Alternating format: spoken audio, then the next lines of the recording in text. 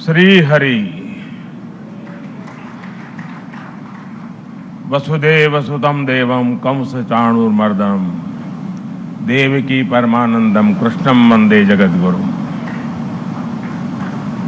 उत्तर प्रदेश के राज्यपाल आनंदीबेन पटेल,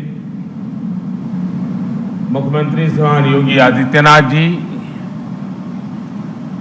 गीता प्रेस के श्री केशवराम अग्रवाल जी, श्री विष्णु प्रसाद जी, सांसद भाई रवि किशन जी, अन्य महानुभाव, देवी और सज्जनों, सावन का पवित्र मास, इंद्रदेव का आशीर्वाद,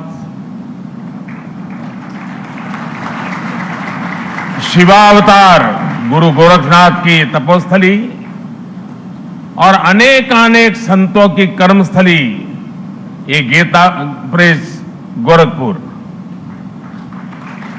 जब संतों का आशीर्वाद फलीभूत होता है तब इस तरह के सुखद अवसर का लाभ मिलता है। इस बार का मेरा गोरखपुर का दौरा विकास भी, विरासत भी, इस नीति का एक अद्भुत उदाहरण है। मुझे अभी चित्रमय शिव पुराण और नेपाली भाषा में शिव पुराण के विमोचन का सौभाग्य मिला है। गीता प्रेस के इस कार्यक्रम के बाद मैं गोरखपुर रेलवे स्टेशन जाऊंगा। आज से ही गोरखपुर रेलवे स्टेशन के आधुनिकीकरण का काम भी शुरू होने जा रहा है और मैंने जब से सोशल मीडिया पर इसकी तस्वीरें डाली है, लोग हैरान होकर के देख रहे हैं। लोगों ने कभी सोचा ही नहीं था कि रेलवे स्टेशनों का भी इस तरह कायाकल्प हो सकता है। और उसी कार्यक्रम में मैं गोरखपुर से लखनऊ के लिए वंदे भारत ट्रेन को हरी झंडी दिखाऊंगा और उसी समय जोधपुर से अहमदाबाद के बीच चलने वाली वंदे भारत एक्सप्रेस को भी रवाना किया जाएगा। वंदे भारत ट्रेन ने देश के मध्यम वर्ग को सुविधाओं और सहूलियतों के लिए एक नई उड़ान दी है। एक समय था जब नेता लोग चिट्ठियां लिखा करते थे कि हमारे क्षेत्र में इस ट्रेन का एक जरा हॉल्ट बना ले, उस ट्रेन का हॉल्ट बना ले। आज देश के कोने कोने से नेता मुझे चिट्ठियां लिखकर कहते हैं कि हमारे क्षेत्र से भी वंदे भारत चलाइए। ये वंदे भारत का एक क्रेज है। इन सारे आयोजनों के लिए मैं गोरखपुर के लोगों को, देश के लोगों को बहुत बहुत बधाई देता हूं। साथियों, गीता प्रेस विश्व का ऐसा इकलौता प्रिंटिंग प्रेस है जो सिर्फ एक संस्था नहीं है बल्कि एक जीवंत आस्था है। गीता प्रेस का कार्यालय करोड़ों करोड़ लोगों के लिए किसी भी मंदिर से जरा भी कम नहीं है। इसके नाम में भी गीता है और इसके काम में भी गीता है। और जहां गीता है वहां साक्षात कृष्ण है और जहां कृष्ण है वहां करुणा भी है, कर्म भी है, वहां ज्ञान का बोध भी है और विज्ञान का शोध भी है। क्योंकि गीता का वाक्य है वासुदेवः सर्वम, वासुदेवः सर्वम। सब कुछ वासुदेवमय है, सब कुछ वासुदेव से ही है, सब कुछ वासुदेव में ही है। भाई और बहनों, 1923 में गीता प्रेस के रूप में यहां जो आध्यात्मिक ज्योति प्रज्वलित हुई, आज उसका प्रकाश पूरी मानवता का मार्गदर्शन कर रहा है। हमारा सौभाग्य है कि हम सभी इस मानवीय मिशन की शताब्दी के साक्षी बन रहे हैं। इस ऐतिहासिक अवसर पर ही हमारी सरकार ने गीता प्रेस को गांधी शांति पुरस्कार भी दिया है। गांधी जी का गीता प्रेस से भावनात्मक जुड़ाव था। एक समय में गांधी जी कल्याण पत्रिका के माध्यम से गीता प्रेस के लिए लिखा करते थे और मुझे बताया गया कि गांधी जी ने ही सुझाव दिया था कि कल्याण पत्रिका में विज्ञापन न छापे जाएं। कल्याण पत्रिका आज भी गांधी जी के उस सुझाव का 100% अनुसरण कर रही है। मुझे खुशी है कि आज ये पुरस्कार गीता प्रेस को मिला है। ये देश की ओर से गीता प्रेस का सम्मान है, इसके योगदान का सम्मान है और इसकी 100 वर्षों की विरासत का सम्मान है। इन 100 वर्षों में गीता प्रेस द्वारा करोड़ों करोड़ों किताबें प्रकाशित हो चुकी है। आंकड़ा कभी कोई 70 बताता है, कोई 80 बताता है, कोई 90 करोड़ बताता है। ये संख्या किसी को भी हैरान कर सकती है और ये पुस्तकें लागत से भी कम मूल्य पर बिकती है, घर घर पहुंचाई जाती है। आप कल्पना कर सकते हैं इस विद्या प्रवाह ने कितने ही लोगों को आध्यात्मिक बौद्धिक तृप्ति दी होगी, समाज के लिए कितने ही समर्पित नागरिकों का निर्माण किया होगा। मैं उन विभूतियों का अभिनंदन करता हूं जो इस यज्ञ में निष्काम भाव से बिना किसी प्रचार के अपना सहयोग देते रहे हैं। मैं इस अवसर पर सेठ जी, श्री जयदयाल गोयनका जी और भाई जी श्री हनुमान प्रसाद पोद्दार जैसी विभूतियों के प्रति अपनी श्रद्धांजलि भी अर्पित करता हूं। साथियों, गीता प्रेस जैसी संस्था सिर्फ धर्म और कर्म से नहीं जुड़ी है, बल्कि इसका एक राष्ट्रीय चरित्र भी है। गीता प्रेस भारत को जोड़ती है, भारत की एकजुटता को सशक्त करती है। देश भर में इसकी 20 शाखाएं हैं। देश के हर कोने में रेलवे स्टेशनों पर हमें गीता प्रेस का स्टॉल देखने को मिलता है। 15 अलग अलग भाषाओं में यहां से करीब 1600 प्रकाशन होते हैं। गीता प्रेस अलग अलग भाषाओं में भारत के मूल चिंतन को जन जन तक पहुंचाती है। गीता प्रेस एक तरह से एक भारत श्रेष्ठ भारत की भावना को प्रतिनिधित्व देती है। साथियों, गीता प्रेस ने अपने 100 वर्षों की यात्रा एक ऐसे समय में पूरी की है जब देश अपनी आजादी के 75 वर्ष मना रहा है। इस तरह के योग केवल संयोग नहीं होते। 1947 के पहले भारत ने निरंतर अपने पुनर्जागरण के लिए अलग अलग क्षेत्रों में प्रयास किए। अलग अलग संस्थाओं ने भारत की आत्मा को जगाने के लिए आकार लिया।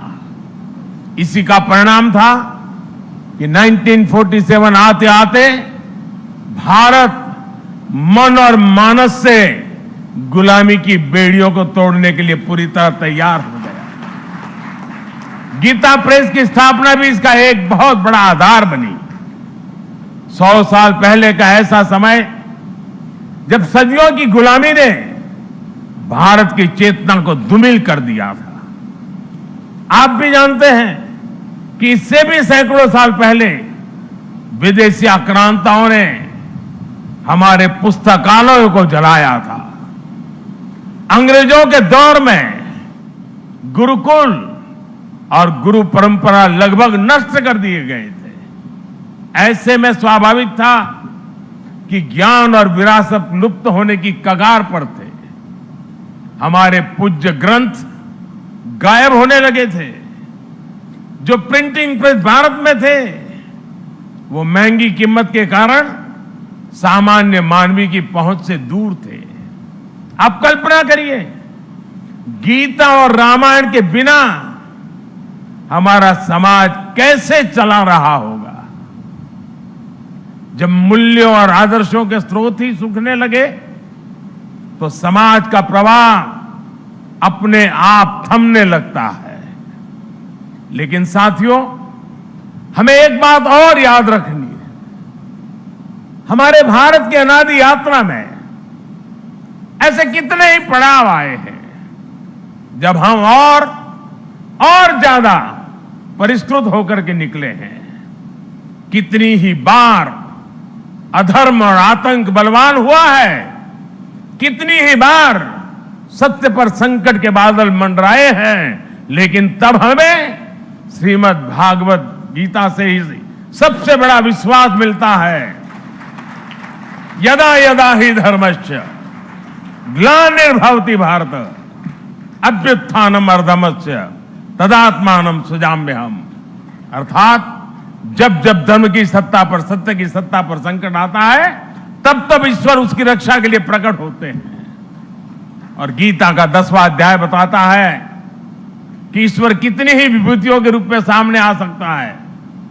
कभी कोई संत आकर समाज को नई दिशा दिखाते हैं तो कभी गीता प्रेस जैसी संस्थाएं मानवीय मूल्यों और आदर्शों को पुनर्जीवित करने के लिए जन्म लेती है। इसलिए ही 1923 में जब गीता प्रेस ने काम करना शुरू किया तो भारत के लिए भी उसकी चेतना और चिंतन का प्रवाह तेज हो गया। गीता समेत हमारे धर्म ग्रंथ फिर से घर घर गूंजने लगे। मानस फिर से भारत के मानस से हिलमिल गई। इस ग्रंथों से पारिवारिक परंपराएं और नई पीढ़ियां जुड़ने लगी। हमारे पवित्र ग्रंथ आने वाली पीढ़ियों की थाती बनने लगे। साथियों, गीता प्रेस इस बात का भी प्रमाण है कि जब आपके उद्देश्य पवित्र होते हैं, आपके मूल्य पवित्र होते हैं, तो सफलता आपका पर्याय बन जाती है। गीता प्रेस एक ऐसा संस्थान है जिसने हमेशा सामाजिक मूल्यों को समृद्ध किया है, लोगों को कर्तव्य पथ का रास्ता दिखाया है। गंगा जी की स्वच्छता की बात हो, योग विज्ञान की बात हो, पतंजलि योग सूत्र का प्रकाशन हो, आयुर्वेद से जुड़ा आरोग्य अंक हो, भारतीय जीवन शैली से लोगों को परिचित करवाने के लिए जीवनचर्या अंक हो, समाज में सेवा के आदर्शों को मजबूत करने के लिए सेवा अंक और दान महिमा हो, इन सब प्रयासों के पीछे राष्ट्र सेवा की प्रेरणा जुड़ी रही है, राष्ट्र निर्माण का संकल्प रहा है। साथियों, संतों की तपस्या कभी निष्फल नहीं होती, उनके संकल्प कभी शून्य नहीं होते। इन्हीं संकल्पों का परिणाम है कि आज हमारा भारत सफलता के नित्य नए आयाम स्थापित कर रहा है। मैंने लाल किले से कहा था, और आपको याद होगा, मैंने लाल किले से कहा था कि ये समय गुलामी की मानसिकता से मुक्त होकर अपनी विरासत पर गर्व करने का समय है। और इसलिए शुरुआत में भी मैंने कहा, आज देश विकास और विरासत दोनों को साथ लेकर चल रहा है। आज एक और भारत डिजिटल टेक्नोलॉजी में नए रिकॉर्ड बना रहा है, तो साथ ही सदियों बाद काशी में विश्वनाथ धाम का दिव्य स्वरूप भी देश के सामने प्रकट हुआ है। आज हम वर्ल्ड क्लास इंफ्रास्ट्रक्चर बना रहे हैं, तो साथ ही केदारनाथ और महाकाल महालोक जैसे तीर्थों की भव्यता के साक्षी भी बन रहे हैं। सदियों बाद अयोध्या में भव्य राम मंदिर का सपना, हमारा सपना पूरा होने जा रहा है। हम आजादी के 75 साल बाद भी अपनी नौसेना के झंडे पर गुलामी के प्रतीक चिन्ह को ढो रहे थे। हम राजधानी दिल्ली में भारतीय संसद के बगल में अंग्रेजी परंपराओं पर चल रहे थे। हमने पूरे आत्मविश्वास के साथ इन्हें बदलने का काम किया है। हमने अपनी धरोहरों को, भारतीय विचारों को वो स्थान दिया है जो उन्हें मिलना चाहिए था। इसलिए अब भारत की नौसेना के झंडे पर छत्रपति शिवाजी महाराज के समय का निशान दिखाई दे रहा है। अब गुलामी के दौर का राजपथ कर्तव्य पथ कर बनकर कर्तव्य भाव की प्रेरणा दे रहा है। आज देश की जनजातीय परंपरा का सम्मान करने के लिए देश भर में जनजातीय स्वतंत्रता सेनानी म्यूजियम बनाए जा रहे हैं। हमारी जो पवित्र प्राचीन मूर्तियां चोरी करके देश के बाहर भेज दी गई थी, वो भी अब वापस हमारे मंदिरों में आ रही है। जिस विकसित और आध्यात्मिक भारत का विचार हमारे मनीषियों ने हमें दिया है, आज हम उसे सार्थक होता हुआ देख रहे हैं।